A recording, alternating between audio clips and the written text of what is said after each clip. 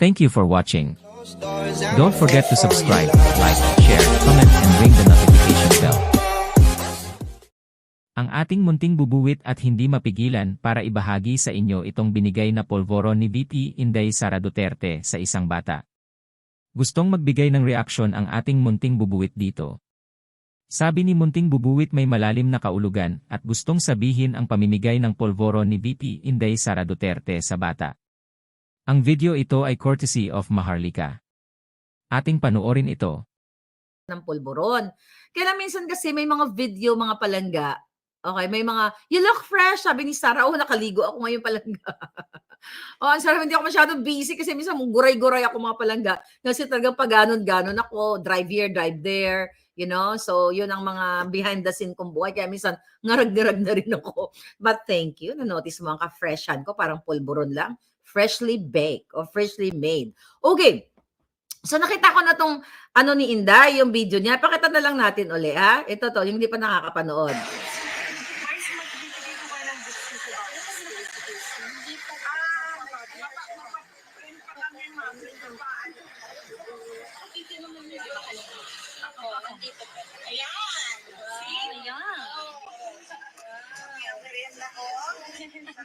Hindi sa'yo na yan lahat. Araw-araw. Monday, Tuesday, Sunday. Isang linggo. Pulburo. Okay? Sarap yan. Thank you po.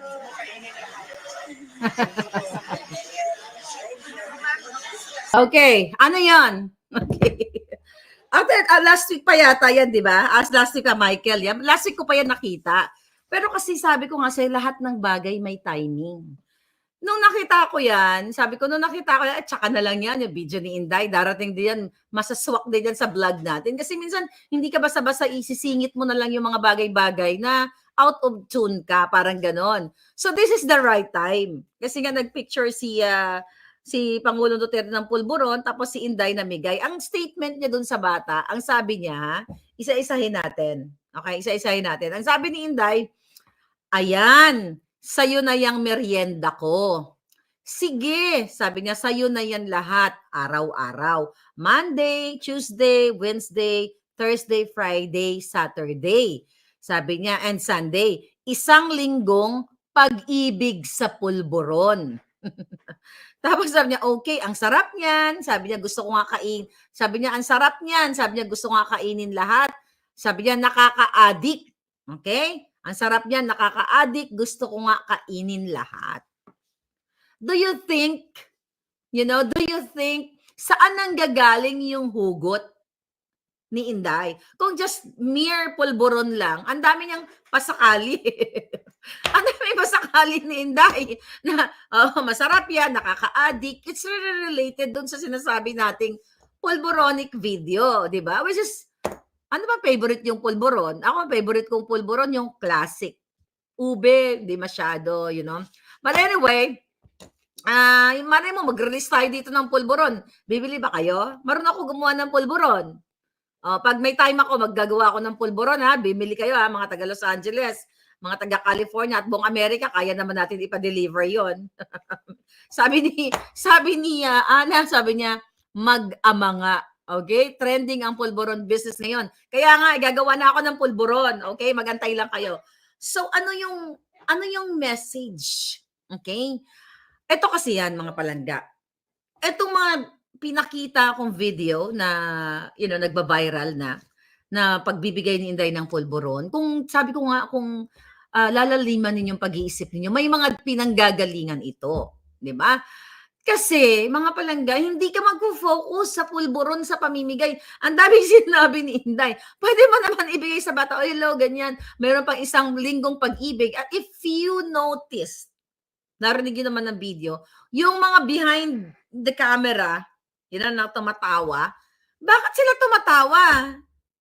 Diba kung pulburon lang, ano nakakatawa sa pulburon?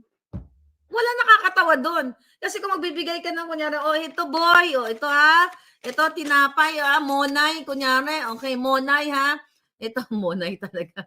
Peanut butter flavor is okay din. Ito monay, ayan, kainin mo kasi favorite ko yan. Wala nakakatawa doon. But dahil may root cause, Okay?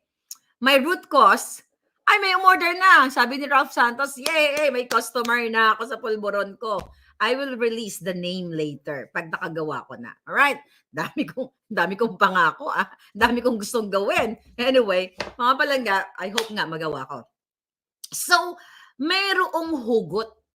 Okay, may hurugot si Duterte, may hugot si Inday. Kaya ngayon, naglalaklak na ng alak na naman si Lisa. Galit na naman yan sa mga Duterte. And by the way, di ba? Makikita mo talaga na hindi wala talagang unit team. Kasi di ba recently, hindi yun na napapansin si Inday Sara na nandoon sa send-off, mga send-off ni Kuting, send-off party. Pag lumalayas si Kuting sa ibang bansa, para magpakaspulboronic. Wala. Kasi wala naman talagang unit team. Okay? So, walang unit team. At if talk about, alam mo, ito nakakaloka. Ang nakakaloka dito, sa yung ibang supporter ni Pangulong Duterte, okay, mga ibang supporter na mga DDS. Okay, DDS yan eh. Duterte diehard supporters. Dati, okay, iba dyan, mga kaibigan ko pa, nakasama ko pa, pangkape at pulburon. Sabi ni Pogi, iba ako. Oy, thank you talaga. So, dati, nung ako ay nagsalita tungkol, wala pa yung pulburin na yan, babaeng ahas muna ang una kong pinakawalang tanyag na salita. Babaeng ahas. Marami sa mga Duterte supporters na marami sa mga kaibigan ko na nainis sa akin. And I totally understand that. Kasi unit team, di ba? Inday Sara, unit team. Pero sabi ko, one day, magigising din kayo. Walang problema yun na nagalit sa kayo, murahin nyo kayo. Pero, ang hindi lang maganda, okay, sa ibang mga supporters ni Pangulong Duterte, yung people that I know, okay, people that I dine with, di ba? Party with, di ba? Yung mga ganon, di ba? So, yun lang yung problema na nung time na nagsasalta ako ng babaeng ahas, pinipersonal nila ako. Okay? Pero okay pa lang din. Ganon talaga. Pero sabi ko, tanginan nyo. May araw din kayo. At yung babaeng ahas na yan, tatangkilikin nyo. Which is true. And I'm so happy. Dahil now, magkakasama na tayo sa bangka. Okay? And the Pulburon video, 2022, nung sinabi ko yung Pulburon video na yan, di ba? Marami din Jotang Ginemas, ang dami ring mura, no? Ang dami ring mura na mga nakarating sa akin. Halika, Sabi ko, okay. Sa tamang panahon, yung pulburon na yan, sisikatan rin yan ng araw. Sisikat din yan. And look at now. You know, when you talk about pulburon, di ba? Pulburon, not the literal pulburon, di ba? You talk about me. I mean, naiisip nyo ko, and now the president, the former president, and the vice president, is talking and giving away eating pulburon. So, ibig sabihin mga palangga, ang isang maharlika, ang boljakera na tinake down tayo sa Facebook, pilit tayong kinikitil. Ginurgor ang dalawang Facebook page ko na mahigit, pag combined yun, like more than 1 million followers yun. Okay? So, ibig sabihin, kinakat ng gobyerno ni Kuting ang impormasyon makarating sa inyo.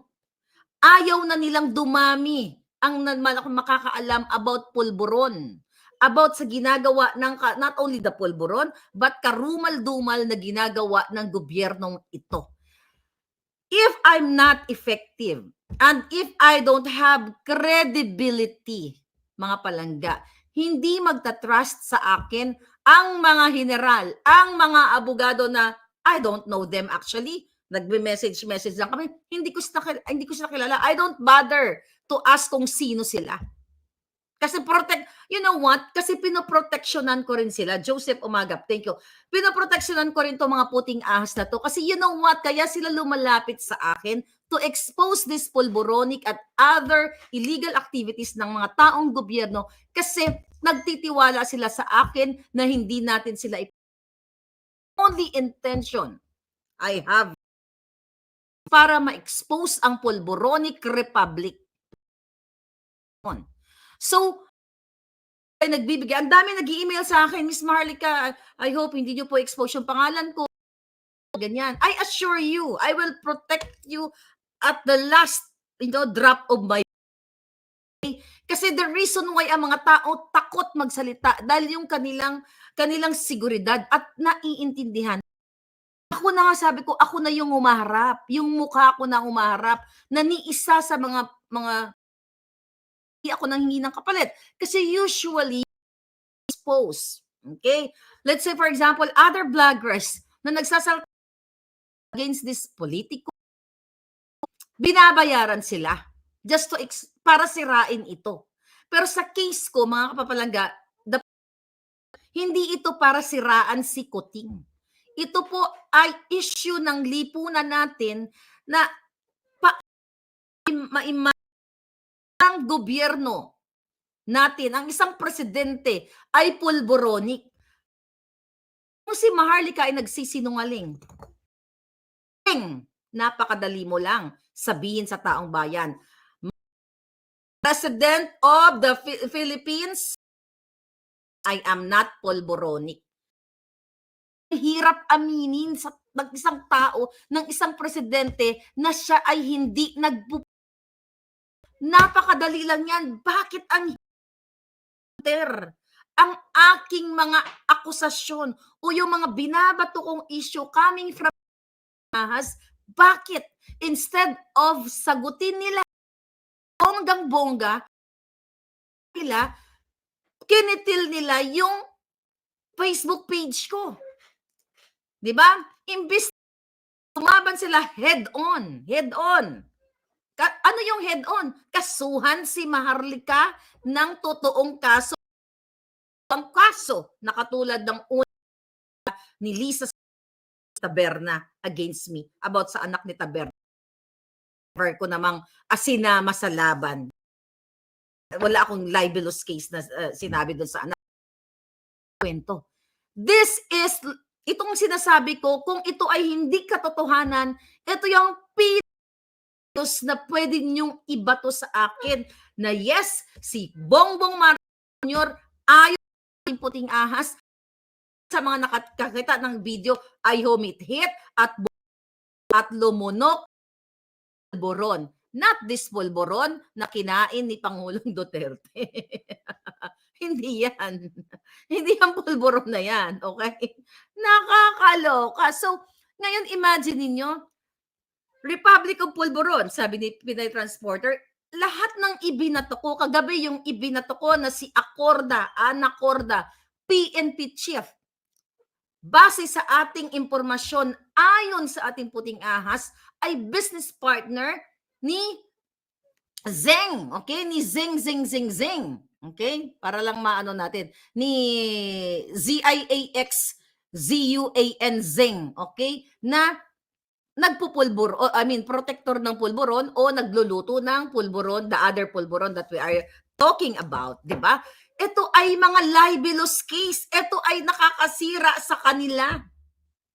Okay? Di ba? Bakit si General Macanas na wala namang libelous, statement, bakit si General Macanas ang kanilang kinasuhan?